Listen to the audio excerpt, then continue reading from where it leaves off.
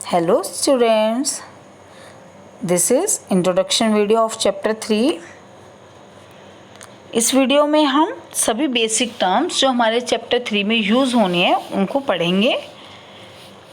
First term है हमारी plane surface. What is a plane surface? Plane surface, पहले देखो हम देखेंगे सरफेस क्या होता है. सिंपली सरफेस मीन्स एक कोई भी जगह, ठीक है, कोई भी एरिया, उसको क्या बोलते हैं हम? सरफेस. नाउ प्लेन सरफेस क्या होगा?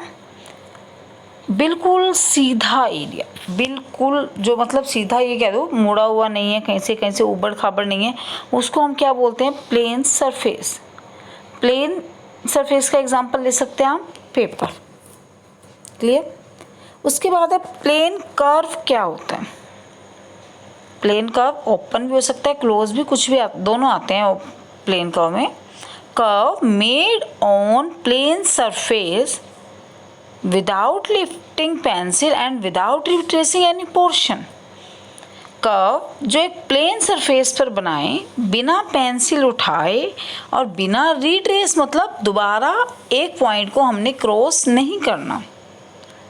ठीक है, कैसे? फॉर एग्जाम्पल देखो आप, जैसे ये है, ये यहाँ से हमने ऐसे बनाया, ठीक है, बिना पेंसिल उठाए बनाया ना इसको हमने, तो ये क्या हो जाएगा? हमारा प्लेन कर्व होगा. उसके बाद जैसे ये है, यहाँ से ये भी हमने बिना पेंसिल उठाए बनाएंगे हम सर्कल को, ठीक है, कहीं पे कोई पॉइंट ओवरलैप नहीं हो रहा, ये भी प्लेन कर्व है. ये हम एक क्वाड्रिलेटर ऐसे बनाएंगे, ये भी बिना पेंसिल उठाए, ये भी प्लेन कर्व होगा. ये फिगर भी बिना पेंसिल उठाए बनेंगी. ये सारी मतलब जो बिना पेंसिल उठाए, बिना एक दूसरे को क्रॉस किए बनती हैं, वो होती हैं plane curve. Simple closed curve, या आप ये कह सकते हैं plane closed curve. Plane curve को आप सिंपल कर्व भी बोलते हैं हम, ठीक है. सिंपल क्लोज्ड कर्व क्या होता है? It is a plane curve which is closed, या it is a simple curve. Simple curve होते हैं ऐसे जो ये हैं, बट इट इज़ क्लोज्ड. जैसे अब ऊपर वाले हमारे जो फिगर्स थे, इनमें ये दोनों तो क्या थे? तीनों, 1 2 3, ये तो क्या थे? ओपन थे ना. बट ये दोनों क्या है हमारे? क्लोज्ड. तो इन टाइप की फिगर्स को हम क्या बोलते हैं? Simple closed curve. क्लियर? जैसे हमने यहाँ पे एग्जांपल्स बनाए हैं, ये क्या होती हैं हमारी? Simple closed curve. Next one is our what is a polygon. Polygon की डेफिनेशंस में थोड़ा सा बच्चों को डाउट रहता है हमेशा. देखो पॉलीगन क्या होता है? A simple closed curve made up of only line segments. आपको डेफिनेशंस इसमें कुछ कंडीशंस दिख रही हैं? Yes, good. क्या क्या कंडीशंस होनी चाहिए? First one is yes, only line segments. मतलब पॉलीगन में एक तो पहली चीज़ तो कि वो लाइन सेगमेंट ही होने चाहिए, और कोई शेप नहीं होनी चाहिए. सिंपल लाइन से ही बना हो, कर्व लाइन से नहीं, सिंपल लाइन सेगमेंट से बना हो, ठीक है. Second condition, yes, simple closed curve. ये सिंपल क्लोज्ड कर्व ही होना चाहिए. सिंपल क्लोज का मतलब ओवरलैपिंग वाला नहीं होना चाहिए, ठीक है. तो दो चीज़ पॉलीगन से आपको हम पता चली क्या, कि एक तो बिना ओवरलैपिंग वाला मतलब सिंपल क्लोज कर्व, और वो भी किसका बना हुआ होना चाहिए? सिर्फ लाइन सेगमेंट्स का. देखो कैसे, जैसे ये फिगर सिंपल लाइन सेगमेंट से बनी हुई है, कहीं कोई ओवरलैपिंग नहीं है हमारे पास, किसी भी एरिया पे हमने दोबारा नहीं गए, then it is a polygon. Second figure is also made up of line segments, किसी भी पॉइंट को हमने रिट्रेस नहीं किया, then it is also a polygon. Third one, ये लाइन सेगमेंट्स हैं तीनों, बट जो नीचे वाला है ये क्या है हमारा? Curve line. Therefore it is not a polygon. तो ये हमारा पॉलीगन नहीं होगा. समझ आया? नेक्स्ट फोर्थ है हमारा. अब ये देखो, है तो ये लाइन सेगमेंट से बना हुआ, बट जब हम ऐसे गए, जहाँ पर ये क्रॉस हो रहा है उस पॉइंट को हम 2 बार जा रहे हैं. जब हम ऐसे गए तब भी इस पॉइंट को क्रॉस किया, जब ऐसे आए तब भी इस पॉइंट को क्रॉस किया ना. तो एक जगह को 2 बार रिट्रेस किया, then it is not a polygon. तो पॉलीगन में ओवरलैपिंग या क्रॉसिंग नहीं होनी चाहिए. और लाइन सेगमेंट्स ही हों। क्लियर। नाउ नेक्स्ट टॉपिक है हमारा क्लासिफिकेशन ऑफ पॉलीगन्स। क्लासिफिकेशन क्या है, देखो मतलब पॉलीगन्स कैसे कैसे होंगे, कितने कौन कौन से पॉलीगन्स होते हैं, ठीक है। क्लासिफिकेशन मतलब हम उसको कैसे डिस्क्राइब करेंगे। पॉलीगन्स को डिस्क्राइब करते हैं उनके नंबर ऑफ साइड्स या वर्टिसेस के बेस पे।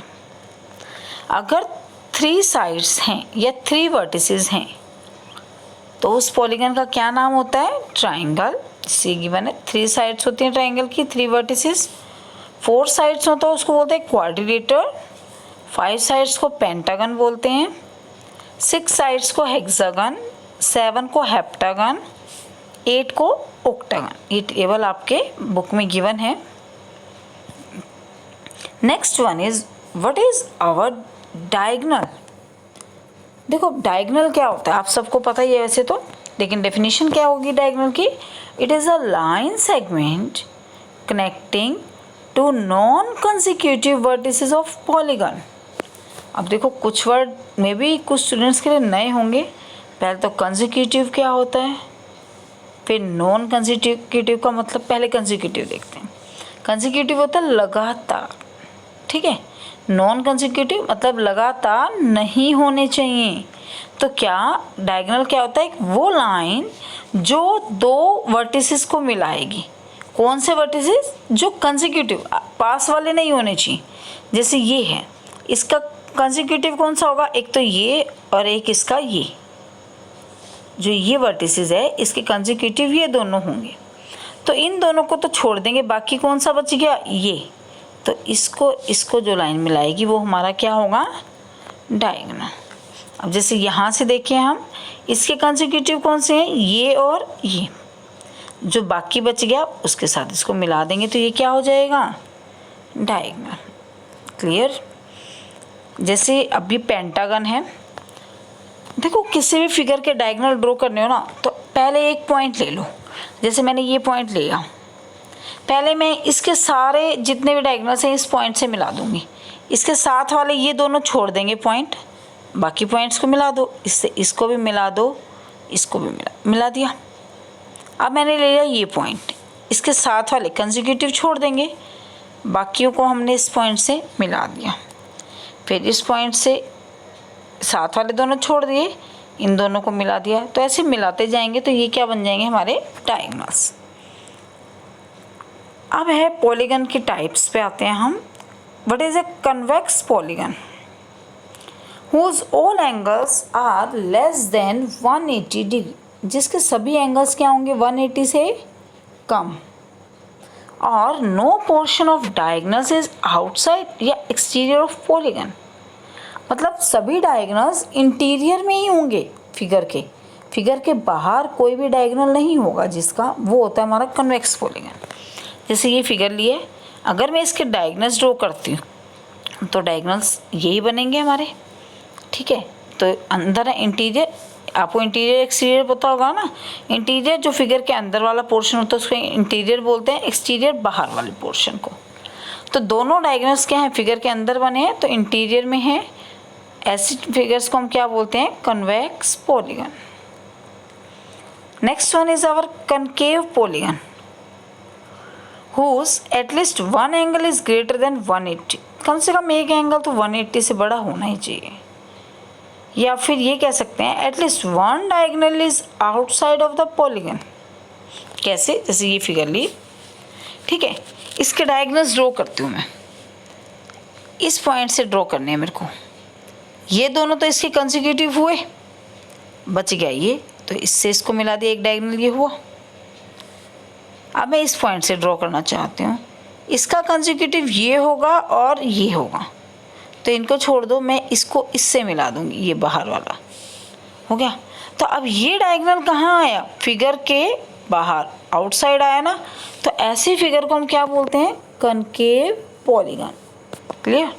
जैसे ये वाली है, अगर इसके मैं बाकी डायगोनल्स ड्रॉ करूँगी अंदर ड्रॉ होंगे, लेकिन आप देख रहे हैं अगर मैं इसके ये वाला पॉइंट लूँ, यहाँ से इसका कंसेक्यूटिव कौन सा होगा, ये और ये बच्चे क्या करते हैं, इसका कंसेक्यूटिव ये ले लेते हैं। बेटा नहीं, कंसेक्यूटिव होते हैं जिनके बीच में और कोई पॉइंट नहीं है, लेकिन इन दोनों के बीच में तो ये पॉइंट है, तो ये कंसेक्यूटिव नहीं होंगे। ठीक है, तो जब मैं इन दोनों पॉइंट्स को मिलाऊंगी तो ये डायगोनल कहाँ आएगा इसका, outside of the figure, therefore it is a concave polygon. समझ आया आपको? इसमें जैसे ये वाला एंगल है जो ये आपका 180 से बड़ा है, इस फिगर में भी जैसे ये एंगल आपका 180 से क्या है, बड़ा। ठीक है, तो एक एंगल 180 से बड़ा हो, या फिर आप सिंपल डायगोनल से कर सकते हैं जिसका एक डायगोनल एटलीस्ट 1 हो सकता है, 1 से ज़्यादा भी हो, लेकिन कम से कम एक डायगोनल तो आउटसाइड होगा। Clear? Next one is regular polygon. It is both equiangular and equilateral. मतलब इक्विएंगुलर का मतलब all angles are equal, equilateral means all sides are equal. तो what is a regular polygon? It is a simple close figure whose all angles and sides are equal।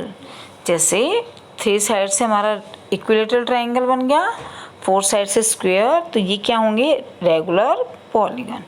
क्योंकि equilateral triangle की तीनों sides equal होती हैं, तीनों angle 60-60 के होते हैं, तो ये रेगुलर हुआ। ऐसे स्क्वायर में चारों एंगल 90-90 के होते हैं, चारों साइड्स भी सेम होती हैं, तो ये क्या हो जाएंगे, regular polygon. Clear? Next one is irregular polygon. अब इरेगुलर पॉलीगन क्या होता है, रेगुलर का अपोजिट। दैट मीन्स सभी साइड जरूरी नहीं है सेम होंगी, एक आधी साइड अलग मिलेगी, एक आधा एंगल भी अलग मिलेगा, हो सकता है सारे एंगल डिफरेंट हो या सारी साइड डिफरेंट, मतलब एटलीस्ट 1 डिफरेंस तो मिलेगा। क्या? At least 1 angle and 1 side is different from other angles and sides of polygon. कम से कम एक एंगल और साइड तो बाकियों से अलग मिलेगी, वो होगा इरेगुलर। क्योंकि रेगुलर में तो क्या था, सारे सेम, इसमें एटलीस्ट 1 कोई एक भी अलग हो गया तो वो क्या हो जाएगा, इरेगुलर पॉलीगन।